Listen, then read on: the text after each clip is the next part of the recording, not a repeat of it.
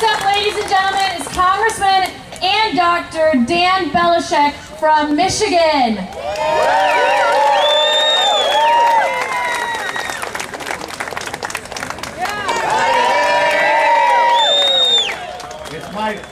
It's my great privilege to be with you all here today. You know, I'm a general surgeon.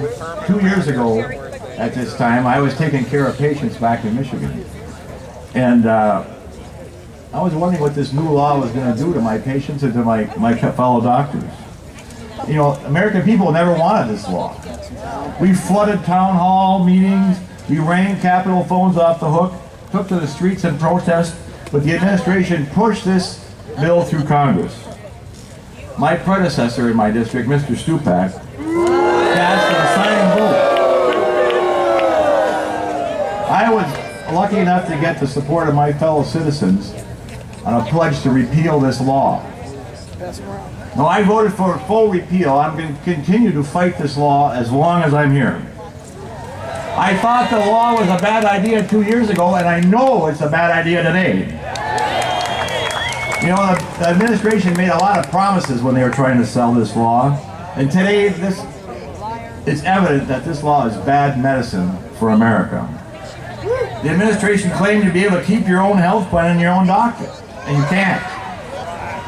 The administration claimed it would create jobs, and it didn't. The administration claimed it would lower costs. To sum it up, the bill to all American taxpayers is rising. Regulations are increasing, and insurance premiums are skyrocketing.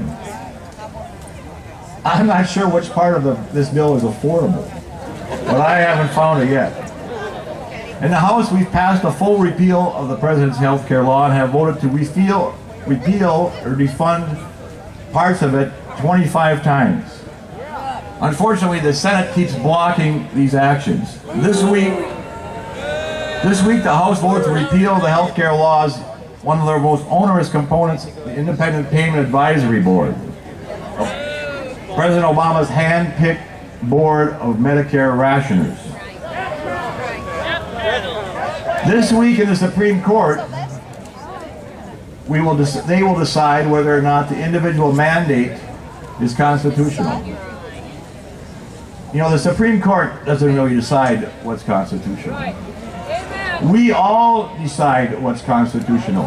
I took an oath of office. Every one of our elected officials took an oath of office to preserve, protect, and defend the Constitution of the United States. Right?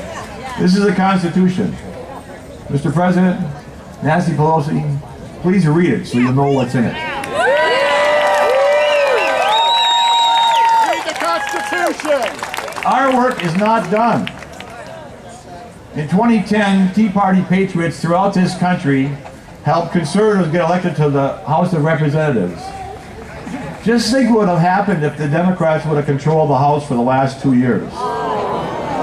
Just think of the further progress of the socialist agenda that Mr. Obama would have had. We need to work as hard in 2012 as we did in 2010, because why?